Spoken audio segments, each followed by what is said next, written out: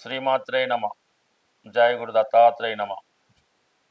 మీనరాశి వారికి అక్టోబర్ 5 నుంచి 11వ తారీఖు మధ్యలో జరిగే వార ఫలాలు పరిశీలించినప్పుడు కొన్ని మార్పులు ఈ వారం రావడం జరిగింది. ప్రధాన గ్రహాలన్నీ కూడా, అంటే ముఖ్యంగా ప్రధాన గ్రహాలంటే శని, రాహు, గురువు.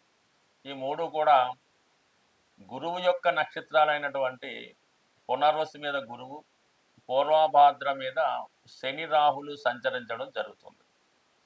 అంటే కంప్లీట్గా గురువు యొక్క ప్రభావం ఈ రాశి వారి మీద ఈ వారం అంతా ఉండడం జరుగుతూ ఉంది. సో ఆ కారణం వల్ల ఏంటంటే మీరు కొన్ని మంచి అలవాట్లు చేసుకోవడం జరుగుతూ ఉంటుంది. ఏదైనా కొన్ని బలహీనతలు ఈ మధ్యకాలంలో ఈ జన్మశని ప్రభావం వల్ల జాతకుడు కొన్ని బలహీనతలకి లోనవడం జరుగుతూ ఉంటుంది. అందులో మెయిన్గా ఎప్పటి పని అప్పుడు పూర్తి చేయలేకపోవడం, సొంత పనుల్ని వాయిదా వేయడం, ఎక్కువ కాలం విశ్రాంతి తీసుకొని నిద్రపోవడం జరుగుతూ ఉంటుంది. ఈ కారణం వల్ల జాతకుడికి కొన్ని అవకాశాలు పోతూ ఉంటాయి. అది విద్యార్థులు అయితే ఇంకా నష్టపోతారు, ఉద్యోగస్తులు అయితే ఇంకా కొంతవరకు కొన్ని అవకాశాలు పోగొట్టుకోవడం జరుగుతుంది. కాబట్టి ఇప్పుడు ఉన్నటువంటి ఈ గ్రహస్థితి ప్రకారం కొంతవరకు మీ దైనందిన జీవితంలో కొన్ని మార్పులు తప్పనిసరిగా చేసుకోవలసి ఉంటుంది. అంటే కొన్ని మార్పులు మనం మనసులో అనుకున్నా కూడా అవి సాధ్యం కావడం జరుగుతుంది. అంటే ప్రస్తుతం ఈ రాశి వారికి మనం ఉదయం 5:30కి 6 గంటలకి లెగాలి అనుకుంటారు, కానీ లేగలేకపోతూ ఉంటారు. కానీ ఇప్పుడు ఈ గురు ప్రభావం వల్ల కంప్లీట్గా మీరు క్రమశిక్షణతో వ్యవహరించడం వల్ల కొన్ని కొత్త అవకాశాలు మీకు రావడం జరుగుతూ ఉంటుంది. కొన్ని పాత అలవాట్లు దూరం అవుతుంటాయి. అంటే వ్యక్తులను కూడా మీరు కొంతవరకు దూరం పెట్టాలన్నమాట. అంటే సమయం అవగాహన, సాయంకాలం అవగాహన ఎవడోడు చేరుతూ ఉంటాడు మీ దగ్గరికి. వాడికి ఉన్నటువంటి బలహీనత మీ మీద రుద్దాలని ప్రయత్నం చేస్తుంటారు. అంటే మీరు కూడా ఏమనుకుంటారంటే ఏదో నిండా ముడినోడు సలింటని, ఇప్పటిదాకా అప్పుల్లో ఉన్నాం కదా, ఇది మాత్రం ఏం పోయిందని వాడికి మీకు కూడా సాయంకాలం ఈ ఎంటర్టైన్మెంట్కు ఏదో వేస్ట్గా మనీ ఖర్చు చేయడం జరుగుతూ ఉంటుంది. ఇప్పుడు వాటి నుంచి బయటపడడానికి మీకు అవకాశం రావడం జరిగింది. కాబట్టి సంపూర్ణంగా కొందరు వ్యక్తుల్ని దూరం పెట్టాలి. కొన్ని అలవాట్ల నుంచి మీరు బయటపడితే కంప్లీట్గా మీరు సక్సెస్ అవ్వడం జరుగుతుంది. రవి కూడా మీకు ప్రస్తుతం సప్తమ స్థానం నుంచి రాశిలో ఉన్నటువంటి శని మీద దృష్టి పెడుతున్నాడు. దానివల్ల ఏంటంటే మీరు మీ యొక్క కార్యకలాపాలు చాలా పెర్ఫెక్ట్గా చేయవలసి ఉంటుంది, చాలా కష్టపడి వ్యవహరించవలసి ఉంటుంది. ఈ విధంగా మీరు చేయడం వల్ల మీకు గతంలో రావాల్సినటువంటి ఉద్యోగం రావడం కానీ, ప్రమోషన్ కానీ రావడం జరుగుతూ ఉంటుంది.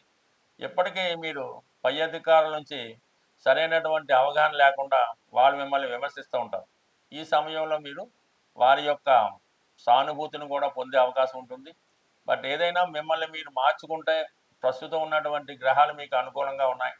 అయితే కంపల్సరీగా మీరు కొన్నిటిని మాత్రం పక్కన పెట్టి మళ్ళీ కొత్తగా మీ లైఫ్ స్టార్ట్ చేస్తే గ్రహాలన్నీ మీకు సహకరించే అవకాశం ఉంది. అంటే చతుర్థంలో ఉన్నటువంటి రాహు ఒక విధంగా దశమ స్థానాన్ని వీక్షించడం వల్ల వృత్తిలో ఉన్నటువంటి సమస్యలు పరిష్కారం అవుతాయి. ఏదైనా వృత్తి మారాలన్న మీ ప్రయత్నం కూడా చాలా వరకు నెరవేరే అవకాశం ఉంది.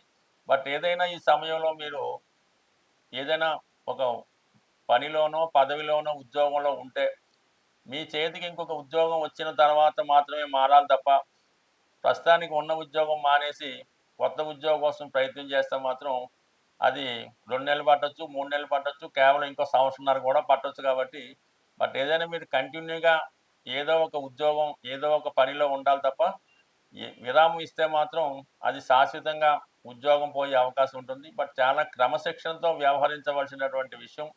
ప్రతి పని ఒక పోరాటంలో చేయవలసి ఉంటుంది. కాబట్టి శ్రద్ధతో వర్క్ చేస్తే ప్రస్తుతం మారిన ఈ గ్రహస్థితి మిమ్మల్ని మళ్ళా పూర్వ వైభవానికి తీసుకురావడం జరుగుతుంది. సాధారణంగా గ్రహాల పరిస్థితి మనకి అనుకూలంగా లేనప్పుడు, గ్రహాల సంచారంలో మనకి గ్రహాలు చెడు ఫలితాలు ఇస్తున్నప్పుడు మనం తొందరగా గ్రహాల యొక్క అనుకూలత పొందాలంటే ఆ గ్రహం ఉన్న స్థానాన్ని బట్టి మనం పరిహారం చేసుకుంటే చాలా వరకు ఆ ఫలితం మనకి తొందరగా వచ్చే అవకాశం ఉన్నది.